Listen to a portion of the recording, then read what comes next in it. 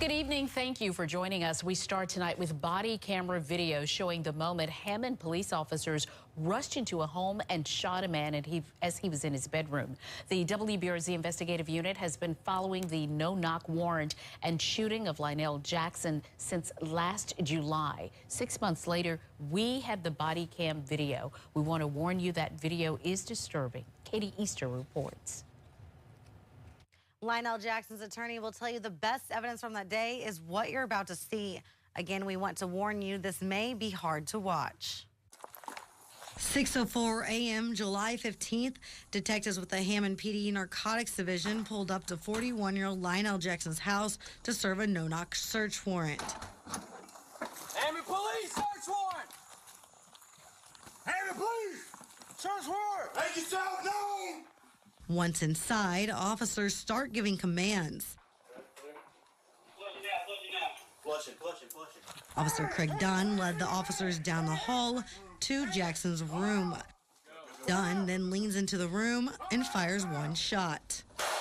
We have made an editorial decision not to show the video as officers enter the room. You can see in the still image, Jackson is partially on his bed. In the audio from body camera, you can hear Jackson gasping for air as he's getting onto the floor. You can clearly see that there's blood on Lionell's pillow, the pillow that he was on. You can see from the angle in which this guy fired his shot that Lionell was in his bed. So any story that they are trying to bring forward right now will not be supported by the evidence. That was Jackson's attorney, Daryl Washington, last month when we asked him about the videos which he saw for the first time then.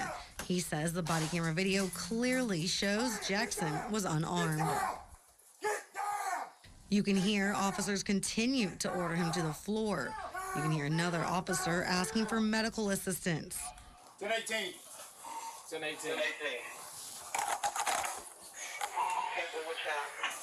Just get him en route.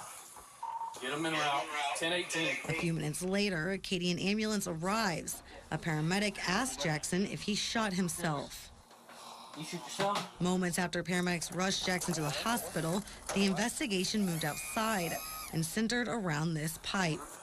Oh, you heard it. You can hear the pills being flushed. Yeah, you can hear him right. And then I looked and I was trying to find. Detectives say they heard pills rattling through the plumbing. A few pills right there. This pill's still in the toilet. I don't think we're gonna get much out. Unless there's a trap there, which is probably not. Oh, this is more, huh? Once back inside, a detective points out a baggie in the bathtub and more pills in the toilet. So you can see. Oh man, that was a vacuum seal bag. Jackson was charged with obstruction of justice, intent to distribute, evidence tampering, possession of legend drugs, and illegal possession of a firearm. In the two videos obtained by WBRZ, officers make no mention of finding a gun. About 2 weeks after, as Jackson remained in the hospital, the WBRZ investigative unit started questioning the Hammond Police Department about the shooting, if Jackson was armed, if officers were on leave, and if an outside agency was investigating. What we learned, Hammond PD handled the investigation internally. Several officers were on leave, but returned to normal work duty shortly after.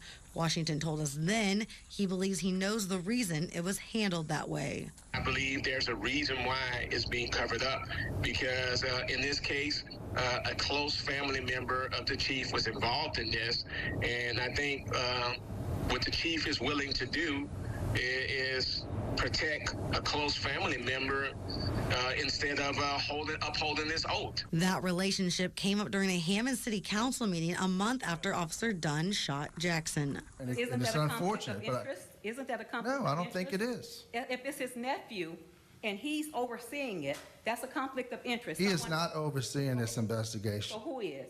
Because it's in-house. Angela, and then also we're working through Andre with the FBI. We've been told the FBI is now investigating Dunn. Tonight, we also reached out to city officials.